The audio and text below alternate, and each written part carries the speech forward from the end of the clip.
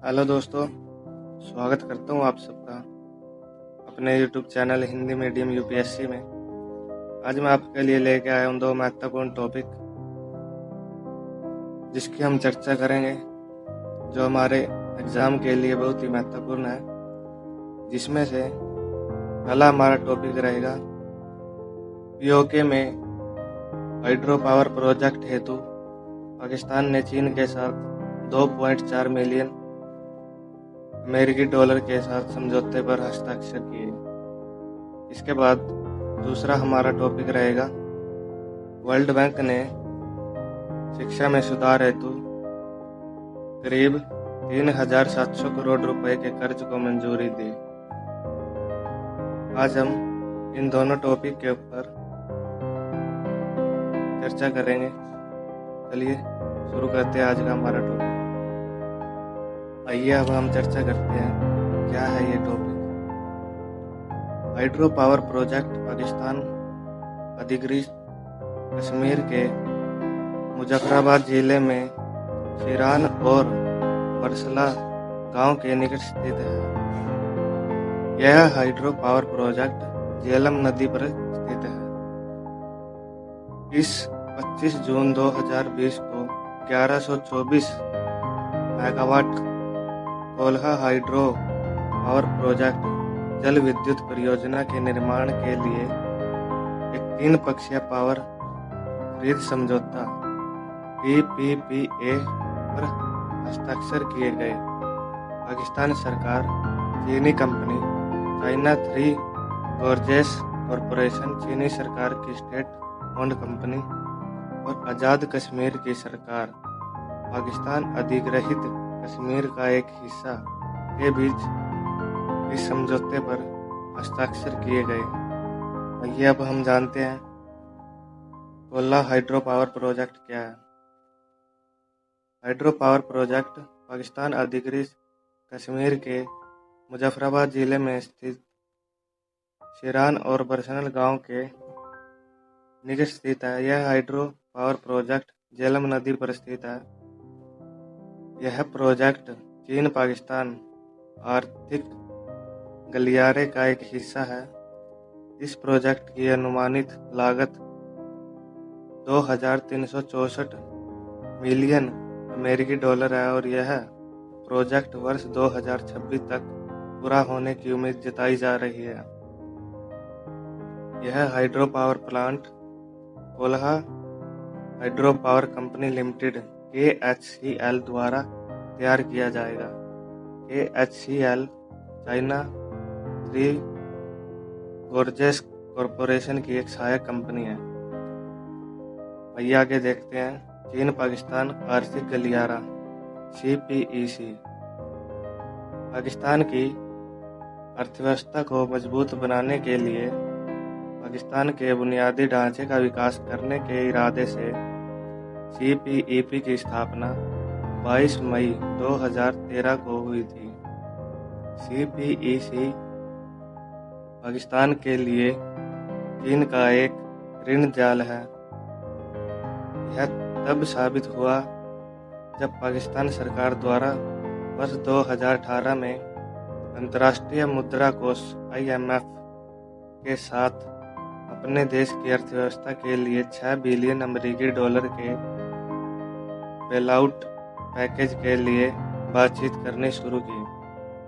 पाकिस्तान के योजना और विकास मंत्रालय द्वारा IMF को जमा करवाए गए दस्तावेजों में यह खुलासा हुआ कि CPEC के तहत 26.5 बिलियन निवेश के लिए पाकिस्तान चीन को ऋण और लाभांश के तौर पर 40 बिलियन अमेरिकी डॉलर का भुगतान करेगा। CPEC प्रोजेक्ट की असली लागत शुरू में 46 बिलियन अमेरिकी डॉलर आंकी गई थी, लेकिन वर्ष 2017 के अंतिम अपडेट के मुताबिक CPEC की कुल लागत 62 बिलियन अमेरिकी डॉलर 26.5 बिलियन अमेरिकी डॉलर की दुगनी राशि से अधिक तक पहुंच गई है। फ्रेंड्स, इसमें हमने बात की पीओके में हाइड्रो पावर प्रोजेक्ट हेतु।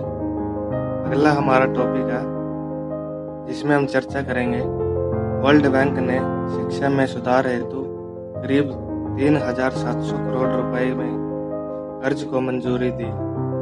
आइए बात करते हैं इसके बारे में।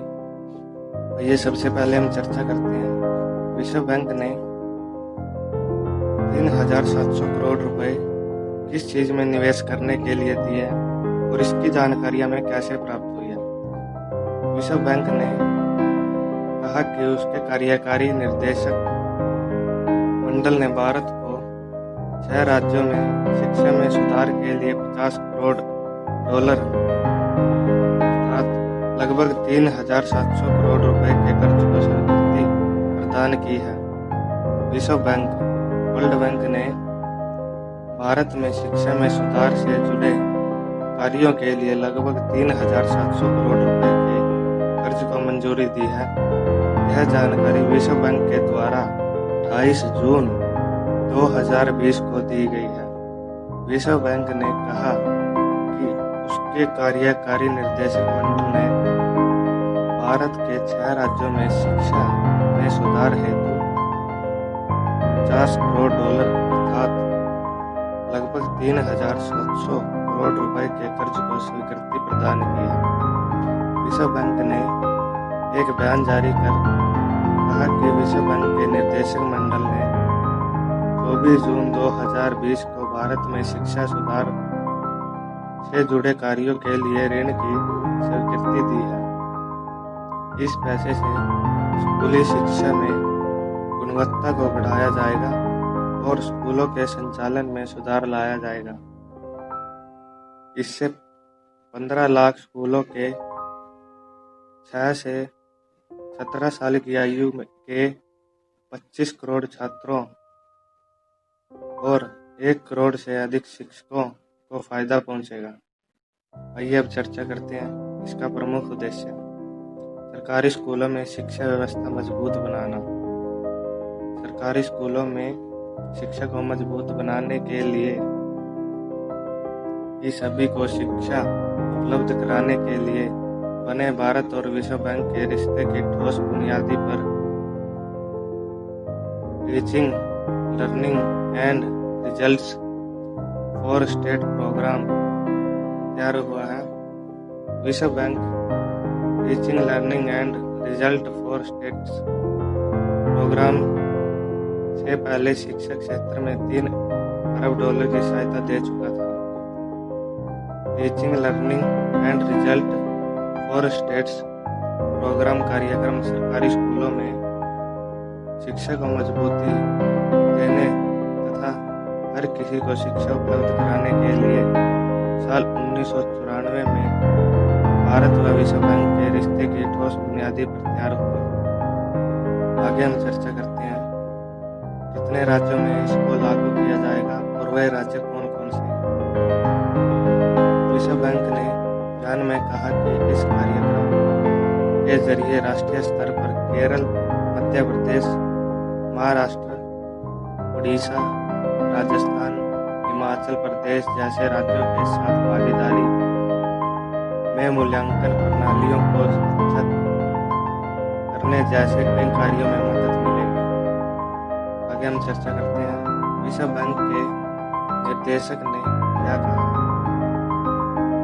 इस संबंध में भारत में विश्व बैंक के निर्देशक जुनैद अहमद ने कहा कि teaching learning and result for states program में स्थानीय स्तर पर कार्यान्वयन को मजबूत करने, शिक्षा क्षमता को बढ़ाने के साथ ही यह सुनिश्चित करने की दिशा में काम किया कि किसी भी पृष्ठभूमि का कोई भी बच्चा शिक्षा के अधिकार से अछूता ना रहे। दोस्तों, आज हमने बात की 2 महत्वपूर्ण टॉपिक के बारे में, जिसमें मुझे उम्मीद है कि आप सबको समझ आया होगा और आप सबको इससे बहुत हेल्प मिलेगी। ऐसी ही और वीडियो पाने के लिए प्लीज़ चैनल को सब्सक्राइब करें और बेल आइकन को दबाएं।